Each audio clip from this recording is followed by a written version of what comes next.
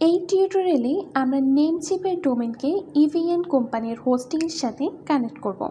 ঠিক একই পদ্ধতিতে যে কোনো ডোমেন হোস্টিং প্রোভাইডার কোম্পানির ডোমেন এবং হোস্টিংকে কানেক্ট করা যাবে। বর্তমানে আমরা হোস্টিংয়ের সি প্যানেলে আছি। এই হোস্টিংয়ে আমরা নেমচিপের ডোমেনকে যুক্ত করব। এজন্য প্রথমে আমাদেরকে হোস্টিংয়ের নেম সার্ভার দুটিকে কালেক্ট করতে হবে। হোস্টিং কেনার সময় হোস্টিং প্রোভাইডার কোম্পানি যে ইমেলটি দিয়ে থাকে ওই ইমেলে আমরা নেম সার্ভার দুটিকে পেয়ে যাব। এখন নেম সার্ভার দুটিকে কপি করব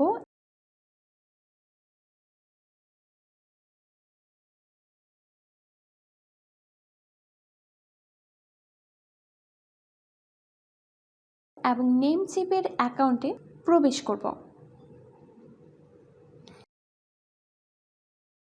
এখান থেকে ডোমেন লিস্টে ক্লিক করব।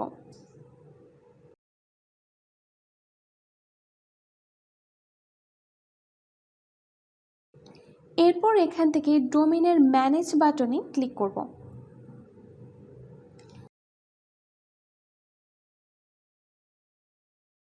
কিছুটা স্ক্রল ডাউন করলে নিচে নেম সার্ভার অপশনটি পেয়ে যাব।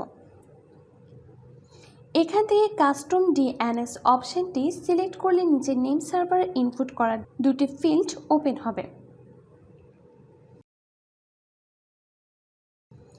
এই ফিল্ড দুটিতে কপি করা নেম সার্ভার দুটি পেস্ট করব।